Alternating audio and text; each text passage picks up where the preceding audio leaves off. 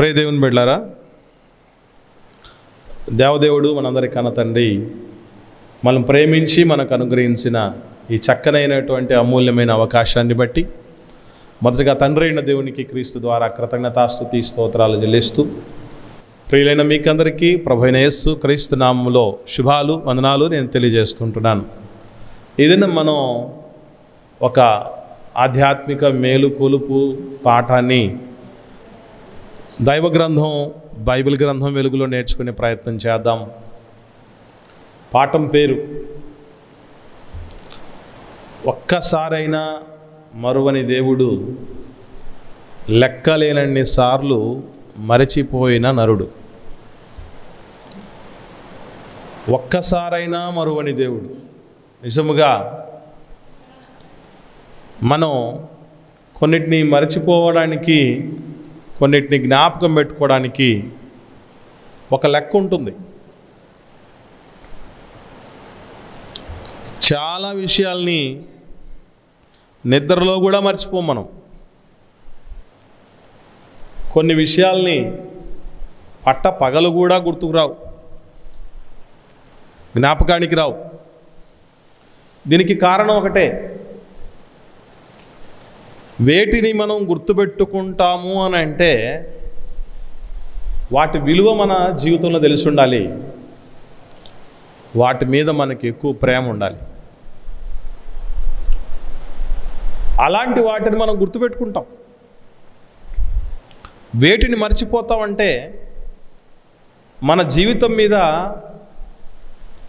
ఒక చేదు అనుభవం అది నిలిపి ఉండాలి, లేదంటే అది నిష్ప్రయోజనమై ఉండాలి, ఎందుకు పనికిరానిదై ఉండాలి, అప్పుడు మర్చిపోతాం. నిజముగా ఈ విషయాన్ని మనస్కరించి దేవుడి విషయంలో ఆలోచన చేస్తే మానవులంగా దేవుడికి మనం ఏ రూపేణా ప్రయోజకులం, ఏ రూపేణా విలువైన వాళ్ళం. ఆయన కలగజేసిన సృష్టిలో సూర్యుడు, ఒక చంద్రుడు, ఓ భూమి, ఓ మేఘం, ఓ పక్షి, ఓ జంతువు చాలా నమ్మకమైనవి. దేవుడు ఏ పని చెబితే ఆ పనిని ఎంతో వినయముతో, విధేయతతో, శక్తివంచన లేకుండా, శక్తి లోపము లేకుండా పని చేయగలిగినటువంటివి. కానీ ఆయన పిల్లలంగా పిలువబడుతున్నటువంటి మనం మన జీవితాల ఆలోచన చేస్తే ఏమాత్రం దేవుడంటే విలువలేనటువంటి పరిస్థితులు, ఆయనకు విలువనివ్వని పరిస్థితులు, ఆయన ఎడల నమ్మకత్వాన్ని నిలుపుకోలేని పరిస్థితులు, ఆయన పిల్లలమని చెప్పుకొనుటకు అర్హత లేని పరిస్థితులు ఈరోజు మనకు కనబడుతున్నాయి మన బ్రతుకుల్లో. దీని అంతటికీ ఒకటే కారణం, ఈ భూమి మీదకి వచ్చి ఊహ తెలిసిన తర్వాత మనకి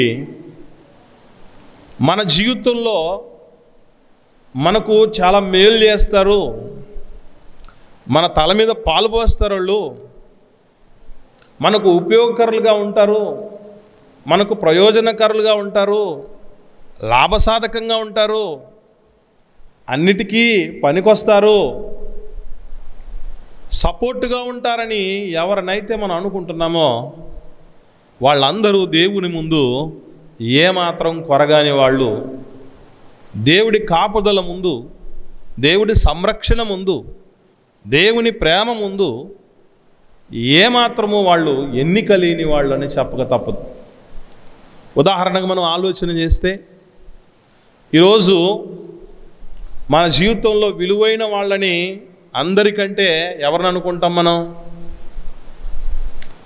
అందరికంటే శ్రేష్టమైన వాళ్ళు, అందరికంటే మన అక్కర్లు తీర్చేవాళ్ళు, మన అడగక మునిపే అని భూమి మీద ఉన్న వాళ్ళలో ఎవరు అనుకుంటామండి మనం?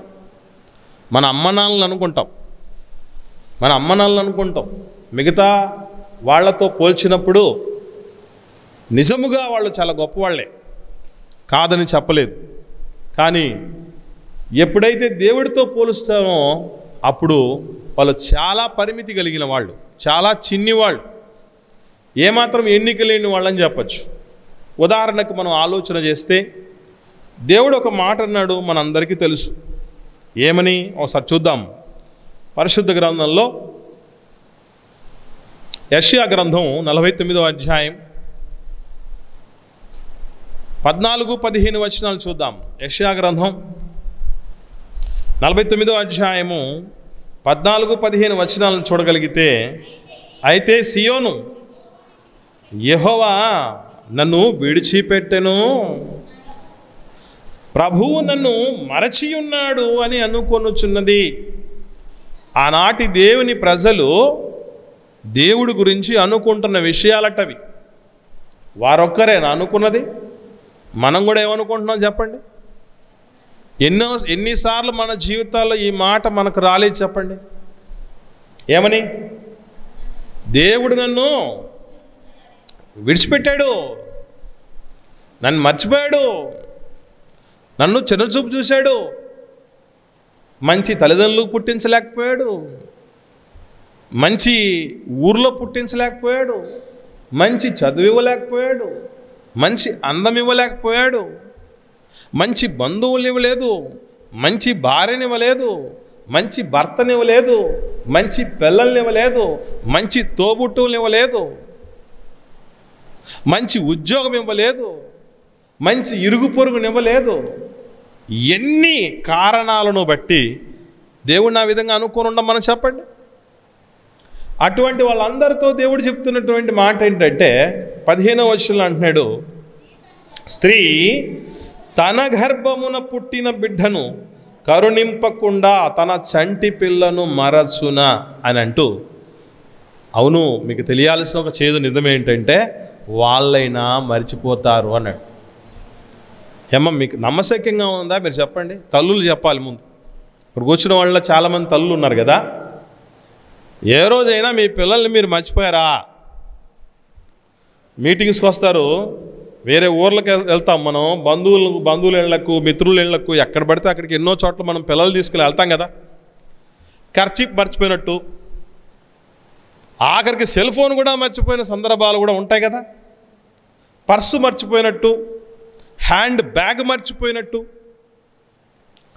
ఏవైనా మనం తెచ్చుకున్నవి చాలా మర్చిపోయినట్టు. చిత్రంగా కొందరు చూడండి, ఆడకూతుర్లు కాలి పట్టీలు కూడా ఊడిపోయిన పరిస్థితుల్లో అలా మర్చిపోయిన సందర్భాలు ఎన్ని లేవు? కాళ్ళ గజ్జలు వేసుకుంటారు కదా, మర్చిపోతారు కదా కాలి పట్టీలు.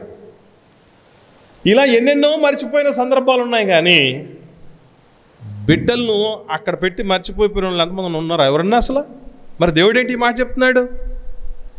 దేవుడు అబద్ధం చెప్తున్నాడా అని ఆలోచన చేయగలిగితే మనం అందరం గుర్తించుకోవాల్సిన సత్యం ఏంటంటే, ఎంత గొప్ప తల్లులైనా ఈ ప్రపంచంలో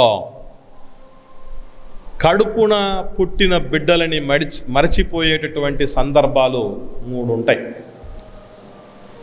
ఏమిటా సందర్భాలు అని అంటే, మొట్టమొదటి సందర్భం ఆలోచన చేద్దాం మనం. అది కూడా ఎలాంటి వాళ్లకు అది అయింది అంటే, అలాంటి పరిస్థితి స్త్రీలలో ఆశీర్వదించబడిన తల్లి ఎవరు? మరియమ్మ తల్లి. తన గర్భఫలం కూడా ఆశీర్వదించబడిందట. దయాప్రాప్తురాలు అని పిలువబడింది, కీర్తించబడింది. ఆమె కోసం ప్రవచనాలు ఘోషించాయి. పాత నిబంధనలో కన్యక గర్భవతి అయి కుమారుని కనునని అంత గొప్ప ప్రవచనాలు ఆమె కోసము రాయబడ్డాయి. లోకరక్షకుడు సృష్టికర్తే ఆమె గర్భములో 9 నెలలు ఊపిరి పోసుకొని ఈ లోకంలోనికి వచ్చి, నాకు తెలిసి ఎవరినో మనం అమ్మ అమ్మ అని పిలిచాడు యేసుప్రభు అని గొప్పగా చెప్తూ ఉంటాం కదా. కానీ మరియమ్మను ఎన్నిసార్లు పిలిచుంటాడు అమ్మని? ఎన్నిసార్లు పిలిచుంటాడు కదా. అంత గొప్ప ధన్య తల్లి. కానీ అటువంటి తల్లి కూడా యేసుప్రభును ఎప్పుడు మర్చిపోయిందో మనకు తెలుసు కదా. యేసుప్రభు 12 ఏళ్ల ప్రాయంలో ఉన్నప్పుడు ఏటేటా వాళ్ళు పస్కా పండుగకు పోయొచ్చేవాళ్ళు కదా. యెరూషలేములకు వెళ్తూ ఉండేటువంటి వాళ్ళు కదా.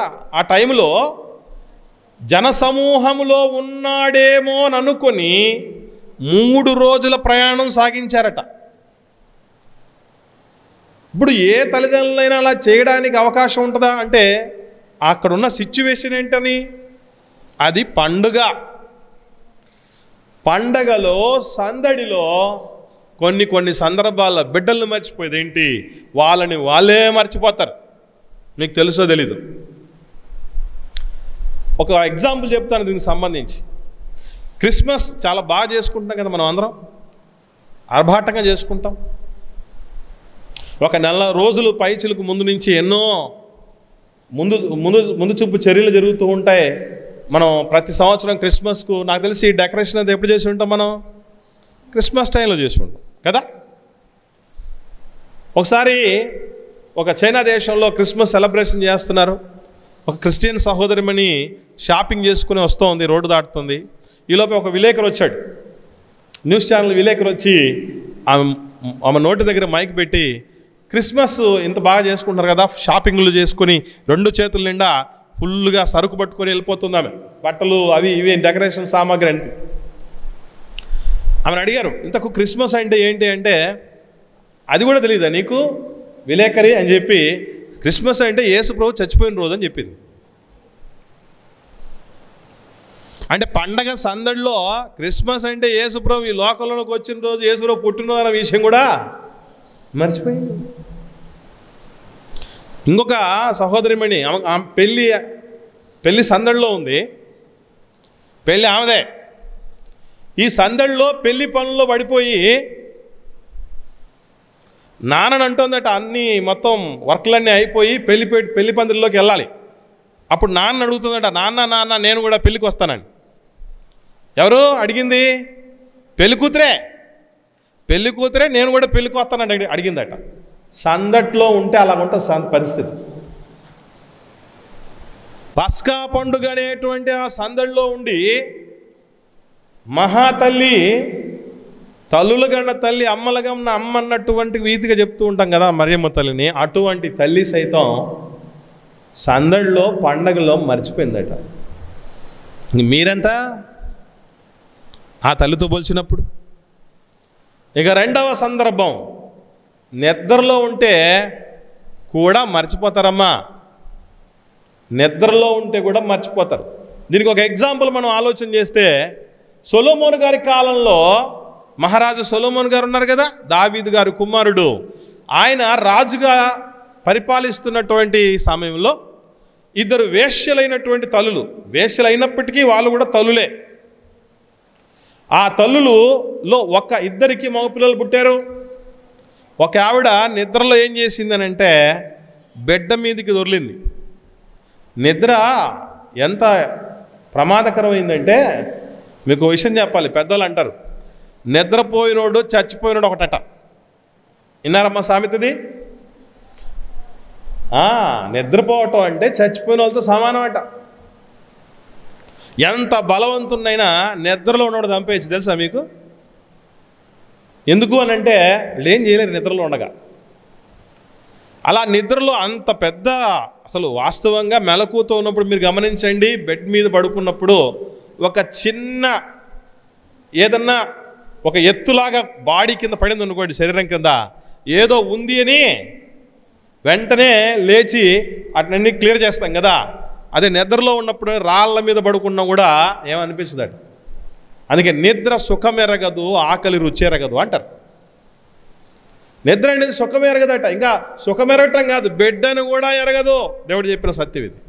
ఆ బిడ్డ మీద పడింది, బిడ్డ చచ్చిపోవడం జరిగింది. అంటే ఎంత విలవెల్లాడిపోయి ఉండాలి, ఎంత అరిచి ఉండాలి, ఎంత గగ్గోలు పెట్టి ఉండాలి.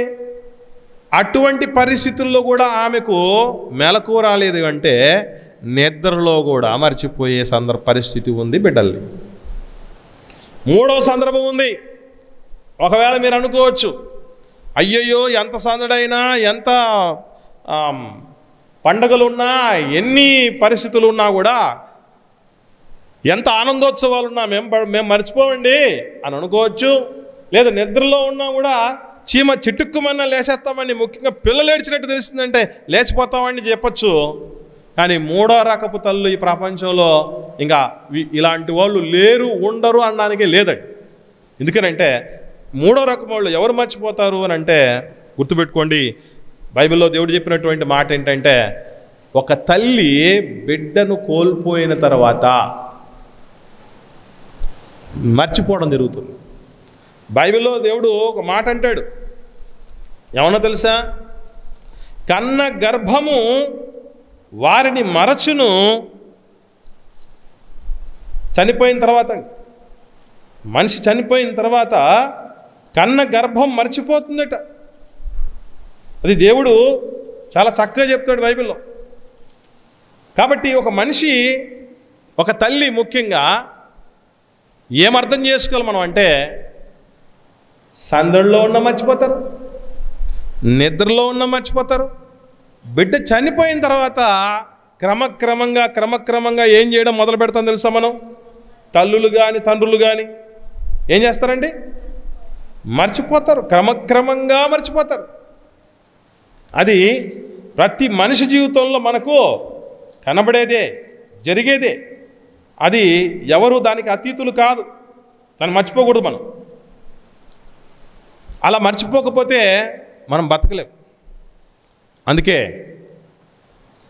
మనుషుల కోసం జ్ఞాపకార్థ కొడుకులు ఎందుకు ఏర్పాటు చేస్తాం తెలుసా? మనం సంవత్సరానికి ఒకసారి జ్ఞాపకం చేసుకోవాలి చచ్చిపోయినవాడు. బతికిన వాళ్ళు అయితే ఏ పూట జ్ఞాపకం చేసుకోకపోయినా అసలు ఒప్పుకోరు, కళ్ళ ముందు ఉంటే కదా. అప్పుడే నన్ను మర్చిపోయావా అని అంటారు. కానీ వాస్తవం ఏంటంటే ఈ 3 సందర్భాల్లో అమ్మలు సైతం ఏం చేస్తారు? మర్చిపోతారు. అందుకే చెప్తున్నాడు వారైనా మర్చిపోతారు అని. సరే, తల్లిదండ్రుల విషయం అటు ఉంచితే, తల్లిదండ్రుల కంటే కొందరు ఏం చేస్తారు అని అంటే స్నేహితులను నమ్ముతారు. స్నేహితుల్ని, వాళ్ళ మీద గురి ఉంటుంది వాళ్ళకి. వీళ్ళైతే నన్ను అస్సలు మర్చిపోరు, నన్ను జీవితాంతం గుర్తుపెట్టుకుంటారు, నా అక్కర్లలో వాళ్ళు పలుకుతారు, నా సమస్య వాళ్ళ సమస్యగా స్వీకరిస్తారు. నా చిన్ననాటి స్నేహితులని కొందరు, నా ప్రాణ స్నేహితులని కొందరు, నా చదువులో స్నేహితులను కొందరు, మా ఫ్యామిలీ ఫ్రెండ్స్ అన్నటువంటి వాళ్ళు కొందరు, రకరకాలైనటువంటి స్నేహితులు కలిగి ఉండి ఆ స్నేహితుల విషయంలో కూడా నన్ను మర్చిపోలేరు ఎవరు, నన్ను అందరూ గుర్తుపెట్టుకుంటారన్నటువంటి ఆలోచనతో ఉంటారు. అటువంటి పరిస్థితుల్లో ఉన్న వాళ్ళ గురించి కూడా దేవుడు చెప్తున్నటువంటి సత్యం చూద్దాం. ఏమని చెప్తున్నాడు అని ఆలోచన చేస్తే ఒక్కసారి ఇర్మియా గ్రంథం చూద్దాం పిల్లరా. ఇర్మియా గ్రంథం 30వ అధ్యాయం. ఇర్మియా గ్రంథం 30వ అధ్యాయం 14వ వచనం చూడండి. 14వ వచనం, నీ స్నేహితులందరూ నిన్ను మరచి ఉన్నారు, వారు నిన్ను గూర్చి విచారింపరు అన్నాడు. చూడండి, స్నేహితులు అందరూ అని ఎందుకు అంటున్నాడు తెలుసండి? మనం వీడు అట్లాంటోడు కాదు, వాడు ఇట్లాంటోడు కాదు, వాడు నాకు చెడ్డీ వేసుకునే సమయంలో నుంచి ఫ్రెండ్ అంటారు కదా కొంతమంది. చెడ్డీ ఫ్రెండ్ రా వాడు నా ప్రాణ స్నేహితుడు అనేటువంటి రకరకాలుగా చెప్తూ ఉండొచ్చేమో.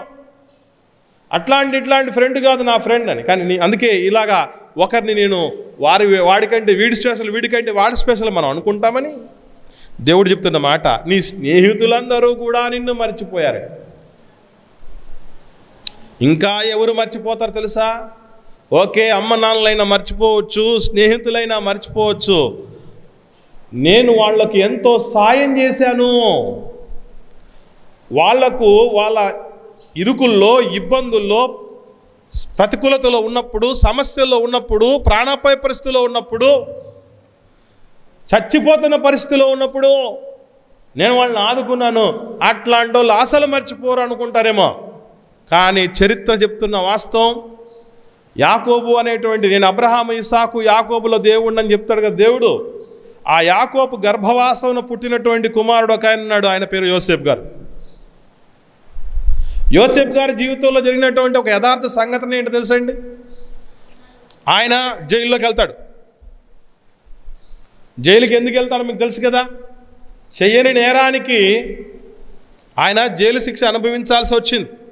ఆ జైల్లో ఉన్నప్పుడే రాజుకు నీళ్ళు ఏ రకమైనటువంటి ద్రవాన్నైనా అందించేటటువంటి వ్యక్తి పానదాయకుల అధిపతి అని పేరు. అంటే రాజు ద్రాక్షరసం తాగాలన్నా, పళ్ళ రసం తాగాలన్నా, మద్యం తాగాలన్నా, నీళ్లు తాగాలన్నా, ఏది తాగాలన్నా కూడా ముందు ఇతను టేస్ట్ చేసి రాజుకు అందించాలి. ఎందుకు? రాజును చంపటం కోసం ఎవడైనా విషప్రయోగంని ఆ విధంగా చేసుంటాడేమో అన్నటువంటి ఉద్దేశంతో పానదాయకుడు అనేటువంటి ఉద్యోగిని ఏర్పాటు చేసుకుంటారు. వాళ్ళు చాలా దగ్గరగా ఉండేటువంటి వాళ్ళు. చిత్రం ఏంటంటే ఆ పానదాయకులకు ఉన్న గొప్పతనం ఏంటంటే వీళ్ళు ఎంగిలి చేసిందే రాజు తాగాలి, అంతే కదా. టేస్ట్ చేయాలంటే ఎంగిలి చేయాలి కదా. టేస్ట్ చేసిన తర్వాత కొంచెం ఆగుతారు, ఏమన్నా విషప్రయోగం ఉందో లేదో తెలుసుకోవడానికి. ఏం కాలేదనుకుంటే అప్పుడు ఇస్తారు. అది పానదాయకుల అధిపతి అంటారు. రెండో వ్యక్తి ఉంటాడు, ఆయన భక్ష్యకారుల అధిపతి. మన కర్నూలు జిల్లా పరిసర ప్రాంతాల్లో భక్ష్యాలు అనే పేరు ఉంటుంది చూసారా. భక్ష్యము అంటే తినేది అని అర్థం. తినే తిండి విషయంలో కూడా ఏ రకమైన తిండి తినాలన్నా కూడా ముందు ఆ భక్ష్యకారుల అధిపతి తిని టెస్ట్ చేసి ఏం ప్రాబ్లం లేదని అనుకున్నప్పుడే రాజుకిస్తాడు. వీళ్ళిద్దరూ ఏమవుతారంటే ఒక నేరం మీద, ఒక అభియోగం మీద జైల్లోకి వస్తారు. వచ్చినప్పుడు వీళ్ళు చాలా టెన్షన్ పడుతూ ఉంటారు. ఏమవుద్దో ఎవరి మీదికి వస్తుందో నేరము, ఎవరు రాజు ఆగ్రహానికి గురైపోతారో, ఉద్యోగం పోతుందో లేక ప్రాణమే తీసేస్తాడో అని ఫుల్ టెన్షన్లో ఉంటే అప్పుడు యోసేపు గారు ఆయనకు కలల భావాన్ని చెప్పగలిగినటువంటి వరం దేవుడు నాడు ఇవ్వడం జరిగింది కనుక, అయ్యా ఒకడికి మాత్రము భక్ష్యకారుల అధిపతికేమో దేవుడు శిక్ష విధించేస్తాడు, చంపేస్తాడు, పానదాయకుల అధిపతికి నీ ఉద్యోగం నీకు ఇచ్చేస్తాడు అన్నటువంటి రీతిగా వాళ్లకు విషయం చెప్పేస్తే ఆయన చెప్పినట్టుగానే జరుగుతుంది. నేను చెప్పింది మీకు జరిగితే ఓ పానదాయకుల అధిపతి నీకు జరుగుతుంది, నీ ఉద్యోగం నీకు తిరిగిస్తాడు రాజు, నువ్వు చచ్చిపోవు, నీకే శిక్ష రాదు. అయితే నన్ను జ్ఞాపకం చేసుకో, నేను ఏ నేరం చేయకుండానే ఇక్కడికి వచ్చాను అని చెప్తే వాడు ఏం చేస్తాడు తెలుసా? మర్చిపోతాడు. అంటే అంత గొప్ప మేలు దిగులు విచారంతో ఉండి ఏం చేయాలో తెలియకుండా ముద్ద దిగని పరిస్థితుల్లో, ఒక గుక్క కూడా లోపలికి వెళ్ళని పరిస్థితుల్లో ఉండి టెన్షన్ పెడుతూ ఉంటే నీకేం కాదని భరోసా ఇచ్చినది ఇచ్చినట్టుగా జరిగేటటువంటి రీతిగా వచ్చినా కూడా మర్చిపోయారంటే నీ చేత నా చేత మేలు పొందిన వాళ్ళు కూడా మర్చిపోతారు మనల్ని. ఏ రకమైన భ్రమంలో ఉండకండి. అలాగని అమ్మ నాన్నలు మర్చిపోతారు కాబట్టి గాలి కొదిలేము కనుక నేను చెప్పేది ఇక్కడ. స్నేహితులందరూ మర్చిపోతారు కాబట్టి స్నేహమే చేయొద్దని కాదు చెప్పేది. మేలు చేస్తే వాళ్ళు మర్చిపోతారు కనుక అసలు ప్రపంచంలో పొరపాటును కూడా ఎవరికి మేలే చేయొద్దు అని కాదు నేను చెప్పేది. అనవసరమైన ఎక్స్పెక్టేషన్స్ పెట్టుకోకండి అని వాళ్ళ మీద. మంచి చేయడంలో తప్పలేదు, మేలు చేయుట యందు విసుగక యుందుము అంటాడు దేవుడు. కాబట్టి మనం ఎవరి మీద అయితే ఎక్స్పెక్టేషన్స్ పెట్టుకుంటామో వాళ్ళ వాస్తవిక పరిస్థితి చెప్తున్నాడు దేవుడు. అది మనం గ్రహించాలి, గమనించాలి.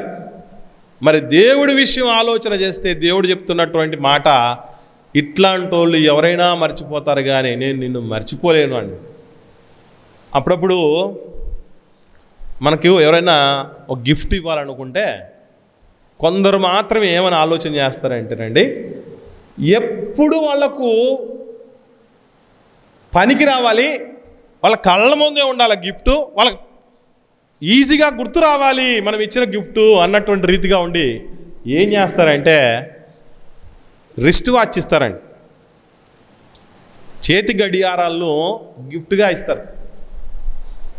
ఇదైతేనే మాటికి మనం ఏం చేసుకుంటాం, టైం ఎంతైంది చూసుకుంటాం కదా. అందుకోసం వాళ్ళు అక్కడ ఇస్తారు. అదే దేవుడు అంటున్నాడు ఏమన్నా తెలుసా, చూడు నిన్ను నా అరచేతుల్లో చెక్కున్నాను.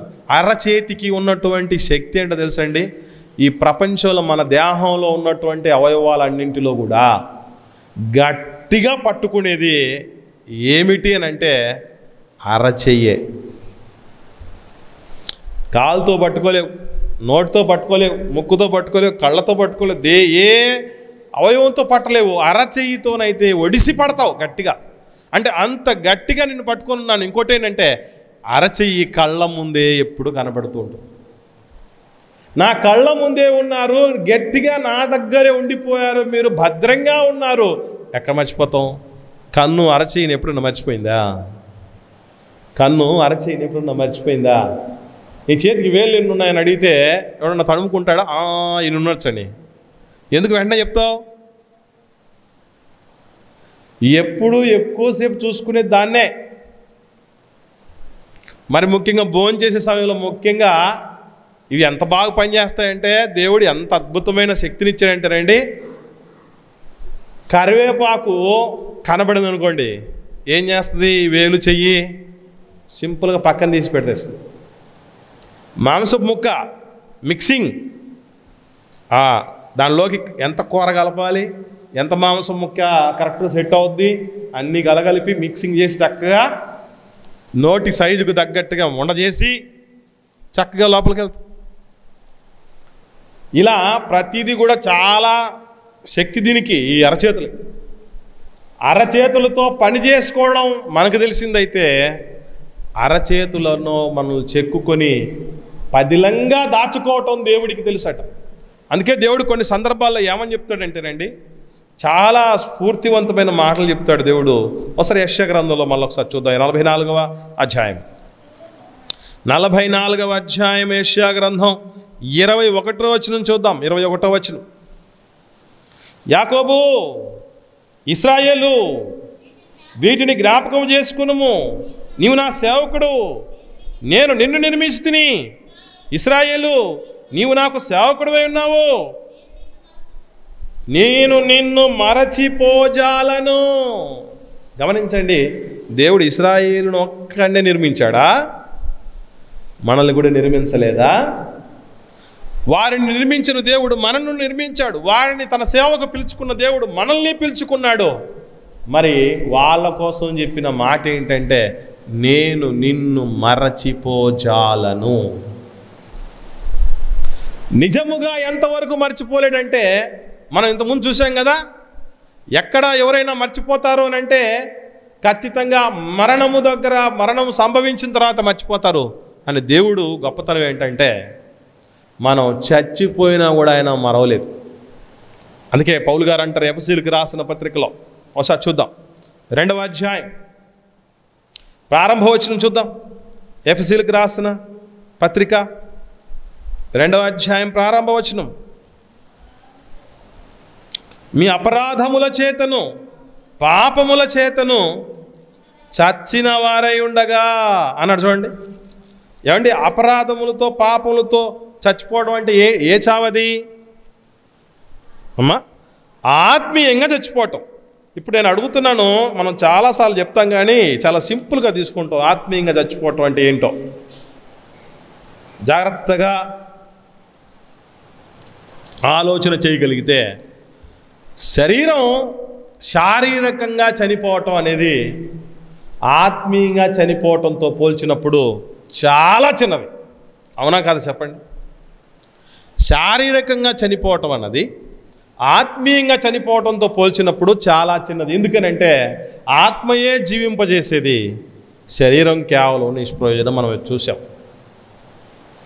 ఆత్మ ఉంటే శరీరమైన పని చేయగలదు, ఆత్మ లేకపోతే శరీరం నిష్ప్రయోజనంగా ఉంటుంది అని చెప్తున్నది. అంటే నిష్ప్రయోజనమైన శరీరము శారీరకంగా భౌతికంగా చచ్చిపోతే మనం విలవిల్లాడిపోతున్నామే, కానీ ఆత్మీయంగా చచ్చిపోయిన దాన్ని ఎవరు సీరియస్గా తీసుకుంటున్నాడు?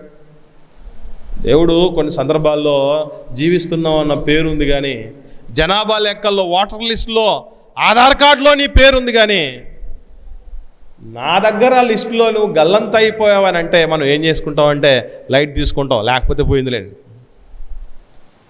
ఓటర్ లిస్టులో పేరు లేదంటే భయం. ఉద్యోగానికి ఎగ్జామ్ రాసిన తర్వాత ఉద్యోగం పొందినటువంటి వారి లిస్టులో పేరు లేదంటే భయం. నా దగ్గర జీవగ్రంథంలో నీ పేరు లేదంటే ఎవడు భయపడేవాడు ఉన్నాడు అసలు? అలా ఆత్మీయంగా చచ్చిపోవటం అంటే ఎందుకు కొరగాడలో అని అర్థం. ఆ రీతిగా చచ్చిపోయిన వాళ్ళని సైతం దేవుడు ఏం చేశాడట? తిరిగి బతికించుకున్నాడట. ఆయన ప్రేమ ఎంత గొప్పదంటే అప్పుడప్పుడు చెప్తూ ఉంటారు, చింత చచ్చినా పులుపు చావలేదే అని. మనము చచ్చినా మన మీద ప్రేమ చావదు దేవుడికి, అంత ప్రేమ. అంటే ఏ రోజుకైనా దేవుడితో పోల్చినప్పుడు దేవుడు పరిస్థితి ఏంటంటే ఒక్కసారి కూడా మర్చిపోడు ఆయన. కునుకడు నిద్రపోడు అంటారు. అంటే నిద్రలో మర్చిపోతుంది అమ్మ అన్నాం కదా. ఆయన నిద్ర పోతే కాదు మర్చిపోవడానికి, కునుకక నిద్రపోక ఉన్నాడు కనుక మర్చిపోయే పరిస్థితి కాదు. ఇక సందడి పండగ అంటారా, అసలు మనం మారడమే పెద్ద పండగ ఆయనకి కదా. మనం రక్షణ పొందటమే పెద్ద పండగ ఆయనకి. అలాంటప్పుడు ఆయనకంటూ ప్రత్యేకమైన పండగలు, సందళ్ళు, ఆ పండగ మత్తులంటూ ఏమీ లేవు. ఇది దేవుడి పరిస్థితి అయితే మరి జీవుడి పరిస్థితి ఆలోచన చేద్దాం. ఇప్పుడు ఒక్కసారైనా మరువని దేవుడి గురించి తెలుసుకున్నాం కదా, ఆయన ప్రేమ ఎంత గొప్పదన్నది. అయితే ఆయన పట్ల మనం ఎలా ఉన్నామనంటే చూద్దాం ఒక్కసారి. నాటి దేవుని ప్రజలుగా పిలువబడుతున్నటువంటి ఇశ్రాయేలీయుల యొక్క పరిస్థితి ఎలా ఉందో ఒక్కసారి మనం చూడగలిగితే, కీర్తనల గ్రంథం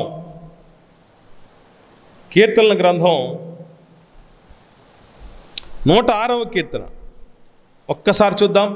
13వ వచనం, 106వ కీర్తన 13వ వచనంలో, ఆయనను వారు ఆయన కార్యములను వెంటనే మరచిపోయిరి, ఆయన ఆలోచన కొరకు కనిపెట్టు కొనకపోయిరి.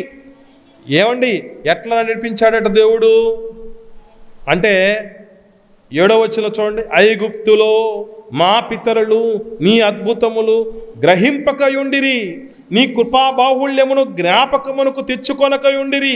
సముద్రమునొద్ద, ఎర్ర సముద్రమునొద్ద వారు తిరుగుబాటు చేసిరట. అసలు దేవుడు ఎంత శక్తిమంతుడో 10 తెగుళ్లను చూసినప్పుడు అర్థం అయింది కదా, అర్థం చేసుకోవాలి కదా. ఒక్కడైనా ఎదురుడడానికి సాహసం చేయొచ్చా? ఎదురు తిరిగిన ఫరో సైన్యాలు ఏమయ్యాయి?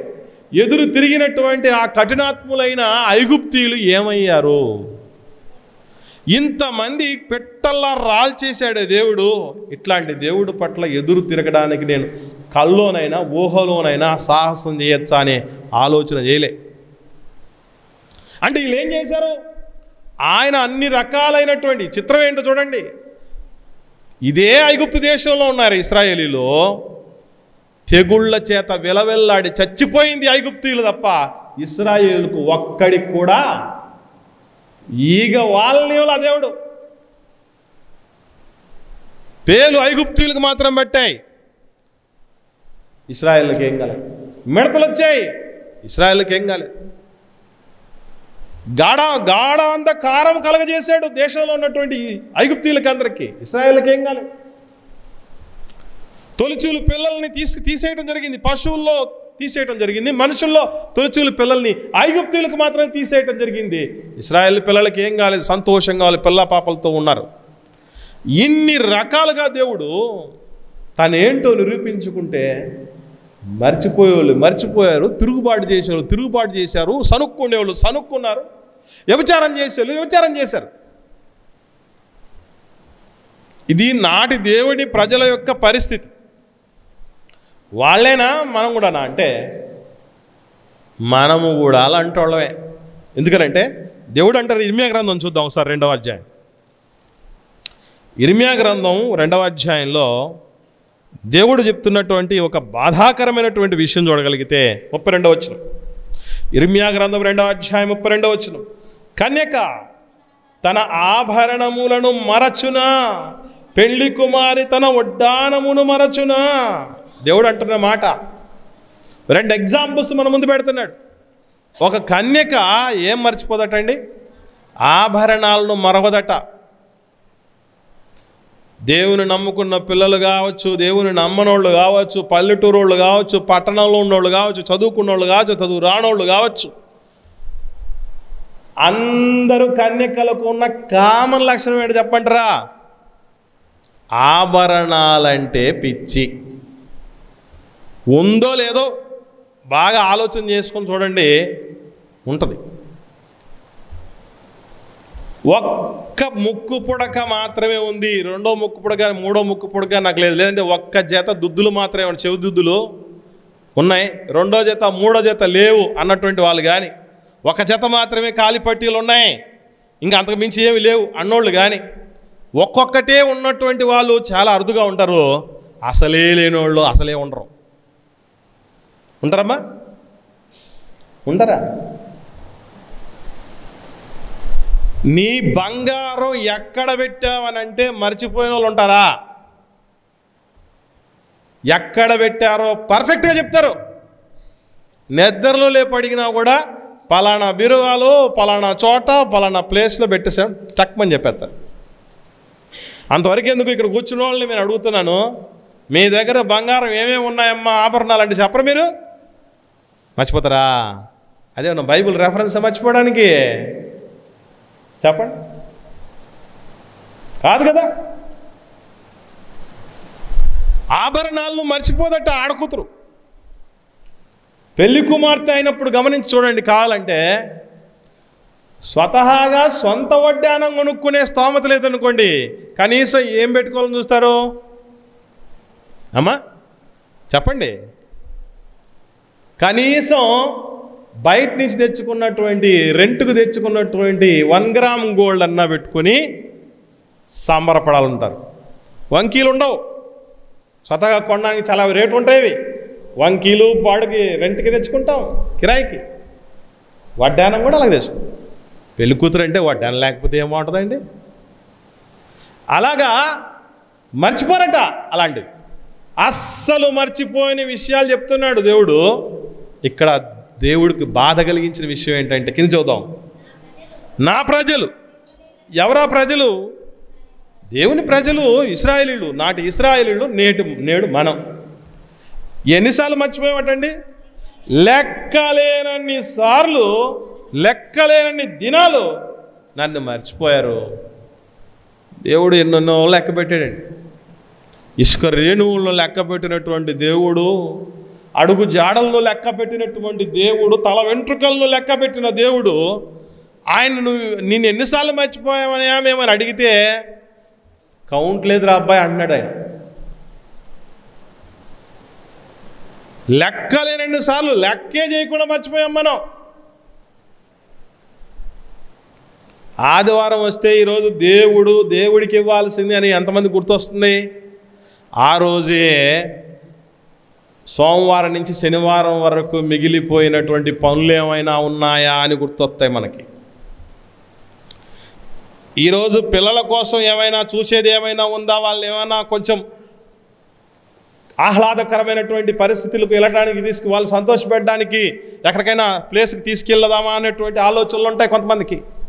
మరికొందరికి బట్టలు ఉతుక్కుందాం, వారం నుంచి మురిగిపోయాయి బట్టలన్నీ అనే ఆలోచన వస్తుంది. మంచి ఆహార పదార్థాలు తెచ్చుకొని తిందాం, అన్నీ గుర్తొస్తాయి. కానీ ఆదివారం రోజునైనా దేవుడు గుర్తొచ్చే పరిస్థితి ఉంటుందా?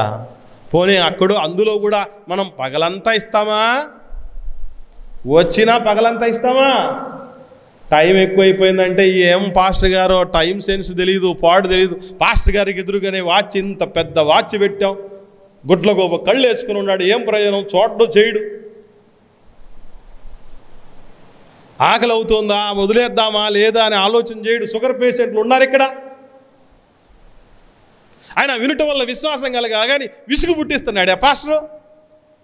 ఆయన ఒకటి కాదు, 2 ఎన్నో సనుగుళ్ళు గొనుగుళ్ళు ఉంటాయి. దేవుణ్ణి గుర్తుపెట్టుకున్నాడు మనం.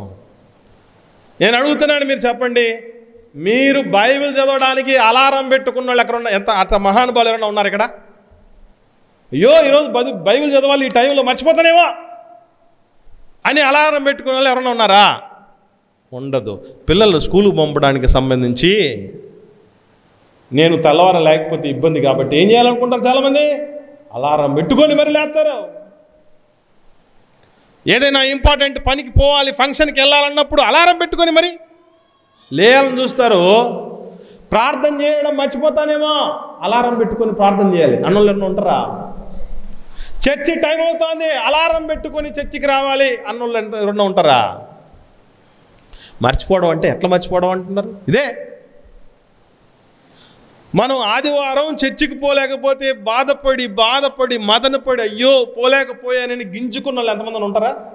ఈ వారం కాకపోతే సంవత్సరానికి ఒకటే అని ఆదివారం వచ్చేది. ఈ వారం కాకపోతే ఇంకొక ఆదివారం, అది కాకపోతే ఇంకొకటి. మరలా కొంచెం కవర్ చేసుకోవడానికి ఏమైనా ఆలోచన చేస్తామంటే అయినా దేవుడికి మన గురించి తెలియదా? తెలుసు. నా గురించి దేవుడికి తెలీదా? నీకు తెలియకపోవచ్చామనయ్యా, నాకు నేనేంటో నా దేవుడికి తెలుసు అంటాం. వాటే కవరేజ్ అనిపెట్టదు. అప్పుడు మర్చిపోతామట, లెక్కలేని సార్లు మర్చిపోయామట. అసలు అమ్మ నాన్నల కంటే మిన్నగా మనల్ని ప్రేమించిన దేవుడు, స్నేహితులు మర్చిపోయినా మనల్ని మర్చిపోని దేవుడు, అసలు మనం నుంచి ఏ సాయము లేదు అయినా మనల్ని మర్చిపోయినటువంటి దేవుడు, ఏ మంచి లేనటువంటి మనల్ని నిజంగా మీరు ఆలోచన చేస్తే మనం ఏంటో, మన అసలు స్వరూపం ఏంటో ఎవరికైనా తెలిస్తే మనల్ని ఎవడు ప్రేమించలేడు. ఎవరు అన్నారు? అర్ధాంగి అంటే అర్థం ఏంటి అంటే అర్థమే అర్థమైందట, సగమే తెలిసి ఉంటారట. అందుకే కలిసి కాపురం చేస్తారట, సగం తెలిసింది కాబట్టి. అంతా తెలిస్తే అసలు ఉండలేరట, అంతా తెలిస్తే అసలు కలిసి ఉండలేరట. ఎందుకంటే బయటపడితే ఏం బయటపడతాయి? అన్నీ మనకున్నటువంటి నేర చరిత్రలే బయటపడతాయి. అవునా కదా? మనకున్నటువంటి స్వార్థ బుద్ధి, మనలో ఉన్నటువంటి కించిత బుద్ధి, మనలో ఉన్నటువంటి దుర్బుద్ధి, ఇవే బయటపడతాయి. కానీ అన్నీ తెలిసినా ప్రేమించినటువంటి ప్రేమ దేవుడిది మాత్రమే. గుర్తుపెట్టుకోండి, మనం దుర్మార్గులు అని తెలుసు. ప్రతి సంవత్సరాంతంలో డిసెంబర్ 31వ తారీఖున దేవుడికి మాట ఇచ్చి మరుసటి రోజుకే మర్చిపోయే వాళ్ళమని తెలుసు. ఎన్నిసార్లు మాట ఇచ్చుంటాం మనం? మీలో ఎవరైనా 2023 సంవత్సరంలో లాస్ట్ ఇయర్ డిసెంబర్ 31 దేవుడికి మాట ఇన్న వాళ్ళు ఉన్నారా? ప్రతి ఒక్కరూ ఇచ్చుంటాం. దేవా జరిగిపోయింది, అయితే జరిగిపోయింది, గతం గతహ, ఇక మీదటి నుంచి చూడు నా సంగతి ఏంటో చూపిస్తా అని అన్నోళ్ళమే కదా మనం. కానీ ఏం చేస్తున్నాం? అన్నీ మర్చిపోయి, చిత్రం ఏంటంటే కొత్త సంవత్సరం అంటే 2వ తారీఖుకే పాత అయిపోద్ది మనకు. జనవరి 2వ తారీఖుకే. నేను జనవరి 2వ తారీఖు హాస్పిటల్ పోయాను. డాక్టర్ గారు చెప్పాను హ్యాపీ న్యూ ఇయర్ సార్ అని. పక్కనే ఉన్న నర్సు నవ్వుకుంటుంది. ఎందుకు సార్ ఆమె నవ్వుకుంటుందంటే నువ్వు 2వ తారీఖు కూడా హ్యాపీ న్యూ ఇయర్ చెప్తున్నావు, అందుకని నవ్వుకుంటుందని. నేను అన్నాను, అమ్మ 2వ తారీఖు అయిపోయిందా? 365 రోజులని. 365 రోజులు 2వ తారీఖు అయిపోయాయా? మనం అట్లా అనుకుంటాం. రాత్రి మాట ఇచ్చాం, ఉదయం దేవుడి సన్నిధిలో 2 గంటలు కలిపాం, చాలే దేవుడి జన్మ ధన్యమైపోయింది అన్నట్టు ఉంటాం మన ఫీలింగ్. ఇంకా మరుసటి రోజు నుంచే, మరుసటి రోజు ఎందుకు, ఆ రోజు మధ్యాహ్నం నుంచే ఆయన ఎవరో నాకు తెలియదు, నేను ఎవరో ఆయనకు తెలియదు అన్నట్టుగా ఉంటాం మనం. ఇది మన జీవితం. లెక్కలేని సార్లు మర్చిపోతాం. అటు మర్చిపోవడానికి కారణం చెప్పంటారా? బైబిల్లో దేవుడు దానికి కూడా చెప్పాడు రీజన్. ఓకే, మర్చిపోతున్నాం, బాగానే ఉంది. దీనికి కారణాలేంటి తెలిస్తే జాగ్రత్త పడి దేవుణ్ణి మర్చిపోకుండా ఉంటాం. ఆయన్ని మర్చిపోకుండా ఉంటే ఎన్ని లాభాలు ఉన్నాయో తెలుసా ప్రియులారా? చాలామందికి తెలియదు. ముందు చూద్దాం ఎందుకు మర్చిపోతామో. కొన్ని సందర్భాలు చూద్దాం, అద్భుతమైనటువంటి సందర్భాలు. హోషేయ గ్రంథం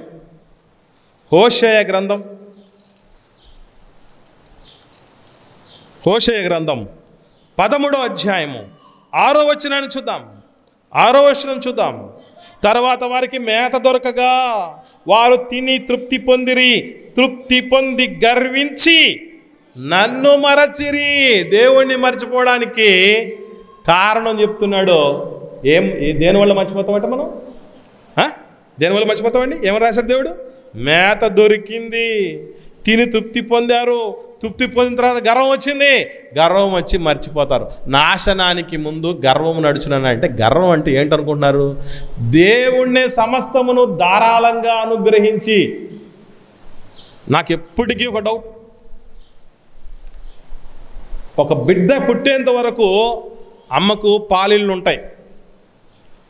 ముందే బిడ్డ పుట్టక ముందు నుంచి పాలిళ్ళు ఉంటాయి. కానీ పాలు ఎప్పుడు పడతాయి తెలుసమ్మా? బిడ్డ పుట్టిన వెంటనే పాలు వచ్చేస్తాయి అమ్మకి. ఎంత అద్భుతమైనటువంటి సిస్టమ్ పెట్టాడండి దేవుడు. ఈరోజు మనం అందరం ఈ రీతిగా బతుకుతున్నామంటే ఆ రోజు దేవుడు పెట్టిన ఆ అద్భుతమైన సిస్టాన్ని బట్టి. అదొక ఎత్తు. అయితే ఈ పుట్టిన నలుసుకి ఎలా తెలిసింది పాలు తాగాలని? ఈ పుట్టిన నలుసుకు ఎట్లా తెలిసింది? అమ్మ పాలిళ్ళ దగ్గర పాలుంటాయి, దాన్ని తాగాలి, ఎలా తాగాలి అన్నటువంటి ఆ సెన్సు ప్రారంభంలో నుంచి అది పెట్టడం ఏంటి? బిడ్డ లోకంలోనికి రాగానే పాలు పడేటట్టు చేయటం ఏంటి అమ్మకి? ఇవన్నీ ఈ సిస్టమ్ అంతా దేవుడే పెట్టాడు. ఆయన ఇచ్చినటువంటి దానిలో నుంచి పంట పండించుకొని, ఆయన ఇచ్చిన సిస్టంలో నుంచి, ఆయన ఏర్పాటు చేసినటువంటి ఆ ప్రేమలో నుంచి అమ్మ పాలు దాగి ఆయన్ని మర్చిపోతున్నామట. అంటే దేవుణ్ణి మర్చిపోవడానికి ఒకానొక కారణం గుర్తుపెట్టుకోండి. యేసుప్రభు ఊరకలే అనలే, ఏమని? బీదలైన మీరు ధన్యులు, దేవుని రాజ్యం మీదని. పేదరికంలో ఉన్నటువంటి వాళ్ళకి కడుపు అంత సులభంగా నిండదు. కడుపు నిండదు కనుక దేవుడు గుర్తొస్తాడు. ఎక్కువగా తినటం, సమృద్ధి ఉండటం అనేది ఎంత ప్రమాదం అంటే దేవుడు కూడా గుర్తురాడు, దేవుని కూడా మర్చిపోతామట. అందుకనే చాలామంది మీరు చూడండి, కట్టుకోవడానికి సరిగా బట్టలు లేనటువంటి వాళ్ళలో దేవుడు అంటే భక్తి. లాజరులో ఉంది భక్తి. అన్ని ఊదారంగు వస్త్రాలు ధరించుకొని ప్రతిదినం బహుగా సుఖపడే వాళ్ళలో భక్తి లేకుండా పోయింది. ఎందుకు అనంటే ఆ మిగిలిన ప్రాణమైన దేవుడు భిక్షగా పడేయకపోతే నాకెక్కడి నుంచి వస్తుంది అన్న కృతజ్ఞత లాజరులో ఉంది. కానీ సమృద్ధిగా అనుభవిస్తున్న వాళ్ళు ఏమాత్రం లేకుండా పోయింది. పిల్లలు, దేవుడు ఎంత అద్భుతంగా ఆవిష్కరిస్తున్నాడు, ఎందుకు మర్చిపోతున్నామో మనం అని. ఇదే హోషేయ గ్రంథం 8వ అధ్యాయం చూద్దాం. 8వ అధ్యాయం 14వ వచనం చూడండి. 14వ వచనంలో ఏమని రాయబడిందో, ఇశ్రాయేలు వారు తమకే నగరులను కట్టించుకొని తమ సృష్టికర్తను మర్చిపోయి ఉన్నారు. ఏం కట్టించుకొని మర్చిపోయారట? నగరులను కట్టించుకొని మర్చిపోయారట. నాకేం తక్కువ, నాకేం అవసరం దేవుడు? నాకు కడుపు నిండా తిండి ఉంది, ఒంటి నిండా బట్ట ఉంది, కట్టుకోవడానికి పట్టణాలు, ప్రాకారాలు, నగరాలే ఉన్నాయి. నాకు దేవుడితో పనే ఉంది. ఒకనాడు, అయ్యా మా దేవుణ్ణి ఆరాధించటానికి అరణ్యానికి వెళ్ళొస్తాం, మమ్మల్ని పంపించండి అని మోషే గారు మర్యాదగా అడిగితే ఫరో రాజుని, ఫరో రాజు గర్వించి ఈ మాట అన్నాడు, ఎవడు యెహోవా? యెహోవా అంటే ఎవడన్న వాడికి చుక్కలు, పట్ట పగలు చుక్కలు చూపించాడు దేవుడు. ఇదిరా యెహోవా అంటే అని. ఈరోజు ఆ స్థితిని దేవుడు మన దగ్గరికి కూడా తీసుకురావడానికి పెద్ద సమయం ఏం పట్టదు. ఫరో కంటే మించిన వాళ్ళం మనం, ఫరో కంటే మించిన వాళ్ళం అండి మనం. అనామకులం, పక్కూరోళ్ళకే తెలియని వాళ్ళం మనం కదా. ఈ ఊరిలో పలానోళ్ళు ఎవరో ఉన్నారని ఎవరన్నా వచ్చినప్పుడు అడిగినప్పుడు ఎవరో మాకు తెలియదు అని అంటాం. అలాంటి పరిస్థితిలో ఉన్నటువంటి వాళ్ళం మనకెందుకు ఈ మిడిసిపాటు? అందుకే దేవా ఒక మనవి చేస్తున్నానయ్యా నీ దగ్గరని ఒక మహనీయుడు, ఒక భక్తుడు అడిగాడండి. ఏమన్నా తెలుసా? ఒకసారి చూద్దాం. సామెతల గ్రంథం 30వ అధ్యాయం, సామెతల గ్రంథంలో 30వ అధ్యాయము 6వ వచనం నుండి చూద్దాం.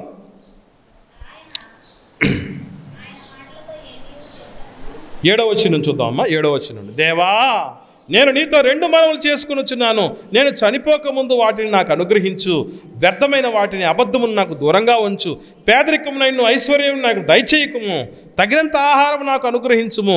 ఎందుకు ఈ మనవి చేస్తున్నాడు అంటే, ఎక్కువైతే నేను కడుపు నిండిన వాడనై నిన్ను విసర్జించి యెహోవా ఎవడు అని అందునేమో, లేక బీదనై దొంగిలి నా దేవుని నామమును దూషించునేమో. అంటే ఈయనకు పేదరికం గురించి, ఐశ్వర్యం గురించి కాదు భయం. గుర్తుపెట్టుకోండి. ఎక్కడ బాధపడుతున్నాడంటే, ఎక్కడ నేను గర్వించి నువ్వెవడు అని అంటానేమో నాయన, అదే నా భయం. ఎక్కడ నేను దొంగిలించి నీ నామానికి అవమానం తెస్తానేమో, అది నా భయం. అంతే తప్ప పేదరికం అంటే కాదు భయం నాకు, డబ్బంటే కాదు భయం నాకు. నీవెవడు అనే గర్వం వస్తుందేమో. అంటే మనల్ని సృష్టించిన సృష్టికర్తలోనే నువ్వెవడు అంటే, ఎప్పుడైనా మన పిల్లలు వచ్చి మన అమ్మ నాన్నల్ని మనల్ని ఎవడయా నువ్వు అని అనుకోండి, ఎట్లుంటుంది? ఏం చేస్తామో, ఎవడవు నువ్వు అని మనల్ని అడిగితే, అమ్మా ఎవరు నువ్వు, ఎవరమ్మా నువ్వు అని మన బిడ్డే మనల్ని అడిగితే ఎట్లుంటుంది? అసలు ఆయన్ని మర్చిపోకపోవటం ఎంత మేలో తెలుసా అండి? నా ప్రాణమా యెహోవాను సన్నిధించుము, నా ప్రాణమా యెహోవాను సన్నిధించుము, ఆయన చేసిన ఉపకారంలో దేన్ని మరవకుము అని చెప్తూ ఉంటాను తప్ప మరిచిపోతే ఏమవుతాము అని అంటే, మర్చిపోయిన వాళ్ళు ఏం చేశారు, ఏమైపోయారు? బయలుదేరి వచ్చిన దాదాపు 20 లక్షల మంది ఇశ్రాయేలీలు అరణ్యంలో పెట్టల్లా రాలిపోయారు. ఎందుకనంటే దేవుణ్ణి మరిచినటువంటి వాళ్ళ పట్ల దేవుడు ఏమని ఆలోచన చేస్తాడు తెలుసా? ఒక్కసారా 2 సార్లు దేవుడికైనా పరిధి ఉంటుందండి. దేవుడికైనా పరిధి ఉంటుంది. ఎంత విసుగు పుట్టించారో, దేవుడే తీసేయాలి, తుడిచేయాలి, లేపెయ్యాలి అని ఒకరి విషయంలో అనుకున్నాడంటే గుర్తుపెట్టుకోండి, దేవుడిచ్చినన్ని అవకాశాలు ఈ భూమి మీద మానవుడికి ఎవ్వరు ఇవ్వరు.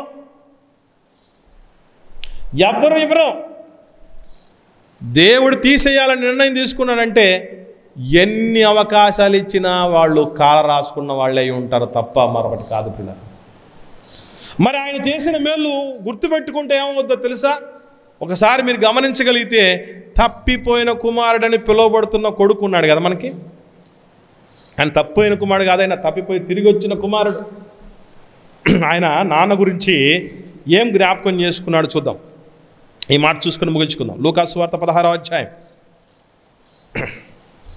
లూకాసు వార్త 15వ అధ్యాయంలో ఏమని మాట్లాడుతున్నాడో 17వ వచనం చూద్దాం. 15వ అధ్యాయం 17వ వచనం నుండి, అయితే బుద్ధి వచ్చినప్పుడు వాడు, నా తండ్రి యొద్ద ఎంతో మంది కూలివాండ్రకు అన్నము సమృద్ధిగా ఉన్నది, నేనైతే ఇక్కడ ఆకలికి చచ్చిపోవచ్చున్నాను.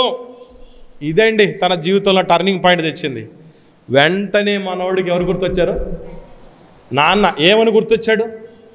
పని వాళ్ళకే అన్నం సమృద్ధిగా ఉంది, మా నాన్న దగ్గర ఉంటే పనోడికి కూడా అన్నం సమృద్ధిగా దొరుకుతుంది. ఎందుకంటే కొడుకుగా ఎన్నోసార్లు చూశాడు. దాన్ని గుర్తు తెచ్చుకున్నాడు. అయిపోయింది, లైఫ్ టర్నింగ్ అయిపోయింది. చచ్చిపోయేవాడు తిరిగి కొడుకయ్యాడు. దేవుడు చేసినటువంటి మేలులు, తండ్రి చేసిన మేలులు గుర్తుకొచ్చాయి వాడికి. వాడిని రక్షించింది ఎవరు అని అంటే దేవుడు చేసిన మేలు గుర్తొచ్చింది, నాన్న చేసిన మేలు గుర్తొచ్చింది. నాన్న దగ్గర ఉంటే ఎంత సంరక్షణ ఉంటుందో, ఎంత సమృద్ధి ఉంటుందో అర్థమైపోయింది వాడికి. ఆ సమయంలో అదే కనుక గుర్తు రాకపోయింటే చచ్చిపోయేవాడు ఇక, సావే ఇక. అంటే దేవుడు చేసిన మేలు మనిషికి గుర్తొస్తే చచ్చేవాడివి కూడా బాగుపడిపోతావు. ఆనాడు రక్షించిన దేవుడు, ఆనాడు కాపాడిన దేవుడు, ఆనాడు కరుణించిన దేవుడు, ఆనాడు ఆదరించిన దేవుడు ఈనాడు నాకున్నాడు, అప్పుడు ఉన్నాడు, ఇప్పుడు లేడనడానికి నీలాగా నాలాగా మానవ మాతడు కాడు కదా ఆయన. కాబట్టి ప్రియులారా గుర్తుపెట్టుకోండి, దేవుడు చేసిన మేలుడు ఎన్నటికీ మర్చిపోకూడదు. మర్చిపోయినోడు పుట్టగత లేకుండా పోయారు చరిత్రలో. రేపు మనము ఆ జాబితాలో ఉంటామా? గుర్తుపెట్టుకున్నాడు ఒకరోజు దావీదు, నువ్వు ఇతన్ని ఎదుర్కొని చంపటానికి, గెలవడానికి నీకు శక్తి చాలదయా దావీదు అని దేశాన్ని పరిపాలించే చక్రవర్తి సౌలు రాజా చెప్పాడు, గొల్యాతును నువ్వు ఎదుర్కోలేవు, ఢీ కొనలేవని. అప్పుడు దావీదు అంటాడు, నా తండ్రి మందర నేను కాస్తూ ఉన్నప్పుడు సింహం వచ్చింది, ఆ గొర్రెల మందను గొర్రెని తీసుకెళ్ళడానికి ఒక ఎలుగుబంటి వచ్చింది, వాటిని చీల్చేశాను, వాటి నుంచి రక్షించిన దేవుడు ఈ ఫిలిస్తీయుడి చేతిలో నుంచి కూడా నన్ను రక్షిస్తాడంటే ఏం గుర్తు చేసుకున్నాడు అన్నమాట దావీదు. దేవుడు చేసిన మేలును గుర్తుపెట్టుకుంటే ఏమైపోయాడు తెలుసా? దావీదు గారి చరిత్ర మొత్తం ఓవర్ నైట్లో మారిపోయింది. దేశానికే ఈరోజు స్టార్ అయిపోయాడు. ఎందుకు తెలుసా? దేవుడు చేసిన మేలులు గుర్తుపెట్టుకుంటే ఆయనకు ఎంత ధైర్యం వచ్చింది అంటే, చిన్న పిల్లోడైనా చిన్నప్పటి నుంచి యుద్ధాభ్యాసం చేసిన వాడిని ఒక్క దెబ్బతో మట్టి కరిపించేంత శక్తి వస్తుంది దేవుడు చేసిన మేలు గుర్తుపెట్టుకుంటే. అందుకే అన్నాడు భక్తుడు, ఏమని? నా ప్రాణమా నువ్వు మర్చిపోద్దు, నువ్వు మర్చిపోతే చచ్చిపోతావు, అందుకే మర్చిపోద్దు అని చెప్పాడు. కాబట్టి లెక్కలేనన్ని సార్లు ఒక్కరోజు కూడా మర్చిపోని దేవుడు ఎక్కడ? లెక్కలేనన్ని సార్లు మర్చిపోతే అసలు మనకేమన్నా భవిష్యత్తు ఉంటుందా? అసలు మన భవిష్యత్తు ఏమైపోవటానికి పిల్లరా? ఈరోజు అనవసరమైనటువంటి దేవుడితో పోల్చినప్పుడు నిష్ప్రయోజకులమైన వాళ్ళని నమ్మేస్తున్నామే. ఇంకా చెప్పాలంటే గొర్రె కషాయాన్ని నమ్ముతుందని నమ్మకం లేనటువంటి వాళ్ళని నమ్మి మనం మోసపోతున్నాం తప్ప నమ్మకమైన దేవుణ్ణి మాత్రం నమ్మలేని పరిస్థితిలో ఉన్నామే. ఇంకెట్లా బాగుపడతాం? ఎవరు బాగు చేస్తారు మనల్ని? ప్రతి దాని విషయంలో అనుమానమే మనకి. దేవుడి దగ్గరికి వస్తే నాకు ఏమన్నా ఇస్తాడో ఇవ్వడో, దేవుడికి ఇస్తే నాకు ఇంకా ఏమన్నా మేలు అవుతుందో రాదో, చస్తే లేస్తాబట ఎవరికి తెలుసు. ఎన్ని అనుమానాలతో వచ్చేస్తున్నా. నాకు అనిపిస్తూ ఉంటుంది, ఒక బస్సు ఎక్కేటప్పుడు బస్సు డ్రైవరు ఒకవేళ నిద్ర వచ్చి ఏ లోయలోకి తీసుకుపోతాడో, ర్యాష్ డ్రైవింగ్ చేసి ఏ దానికి కొట్టేస్తాడేమో, ఎవరికి డౌట్ రాదు, ప్రశాంతంగా నిద్రపోతాడు. ఒక ఫ్లైట్ ఎక్కేటప్పుడు ఎక్కడైనా మధ్యలో పెట్రోల్ అయిపోద్దామో, ఆగిపోతే నా సంగతి ఏంటి అని కానీ, లేదంటే ఈ పైలట్ ఏదైనా స్ట్రోక్ వచ్చిందనుకోండి, వీడికి ఏమైనా అనారోగ్యం వచ్చిందనుకోండి, ఉన్నపాటు నిద్ర వచ్చిందనుకోండి, ఈ అసలే చల్లని మేఘాలు, ఏసీ సెంట్రల్ ఏసీ ఉంటుంది విమానం అంతా, ఎక్కే ఏ ఒక్కడికి డౌట్ రాదు. పైలట్ను నమ్మినంతగా ఒక బస్సు డ్రైవర్నో, ఒక ట్రైన్ లోకో పైలట్ను నమ్మినంతగా ఈరోజు దేవుని నమ్మట్లేదే. ముక్కు ముఖం తెలియని వాడికి అల్లారు ముద్దుగా పెంచుకున్నటువంటి ఆడకూతుర్నిచ్చి పంపిస్తున్నాం, కనీసం ఇంటికి వచ్చిన అల్లుని నమ్మినంతగా కూడా నమ్మట్లేదే దేవుడిని. ఎక్కడ దేవుడు? ఇలాంటి మన నమ్మక ద్రోహులుగా ఉన్నటువంటి మన మీద ఇంత ప్రేమ ఏంటి అని అంటే, ప్రేమకున్నది అదే శాశ్వతమైన ప్రేమ. కండిషన్లను బట్టి మనం ప్రేమిస్తాం ఎవరినైనా. పరిస్థితులు బాగా ఉంటే, అన్నీ మనకు అనుకూలతలు ఉంటే ప్రేమిస్తాం. కానీ ఏ పరిస్థితులతో నిమిత్తం లేకుండా ప్రేమించగలిగిన ప్రేమ ఆ దేవుడిది ఒక్కడే. శాశ్వత ప్రేమతో నిన్ను ప్రేమిస్తున్నాను గనుకనే విడువకుండా ఎడబాయకుండా నీ ఎడల నేను కృప చూపుస్తున్నాను అంటాడు. అటువంటి తండ్రిని పోగొట్టుకొని బతకాలన్న జీవితం అనుకుంటున్నాం. మనం నేలను విడిచి సాము చేయాలనుకుంటున్నాం. దేవుడు లేని చక్కని భవిష్యత్తును మనం ఊహించుకుంటున్నాం. ఎడారిలో ఎండమావులే. ఎండమావులు లాంటి జీవితాన్ని ఈరోజు మనం ఆలోచన చేయకూడదు పిల్లలు. ఆ దేవుణ్ణి మనస్కరించి ఆయన జీవితంలో గతకాలంలో చేసిన మేళ్ళన్నింటినీ గుర్తించుకొని బతికితే మనకు మరింత ఉజ్వలమైన తేజోవంతమైన భవిష్యత్తు ఈ భూమి మీద ఉంటుంది. రానున్న లోకంలో, పరలోకంలో శాశ్వత విశ్రాంతి ఉంటుంది. ఇంతవరకు ఎవరిని నమ్మాము, ఎవరి కోసం మనం అన్ని ఆశలు పెట్టుకొని ఉన్నామో వాళ్ళందరి వల్ల మనకు నిరాశలు మిగులుతాయి. ఒక్క దేవుని చాలామంది చెప్తూ ఉంటారు, భూమిని నమ్ముకోరా బాగుపడతావు, భూమిని నమ్ముకోరా బాగుపడతావు అని. భూమిని నమ్ముకున్నాడే బాగుపడితే, భూమిని ఇచ్చినాడు నీ నమ్మితే ఇంకెంత బాగుపడతాం మనం? భూమిని ఇచ్చినవాడు, బతుకునిచ్చినటువంటి వాడు, భవిష్యత్తునిచ్చేవాడు, అన్నిటినీ ధారాళంగా ఉచితముగా అనుగ్రహించేవాడు దేవుడు. కాబట్టి మనల్ని మరింత ఉన్నతులుగా చూడాలని ఆయన ఆశపడుతున్నాడు. అట్టి ఆశను నెరవేర్చటానికి అన్నీ సమకూరుస్తున్నాడు దేవుడు. అయినా మనం బాగుపడలేదంటే ఇక నరకానికి సిద్ధమైపోవాల్సిందే. ఆలోచించండి, ప్రార్థిద్దాం.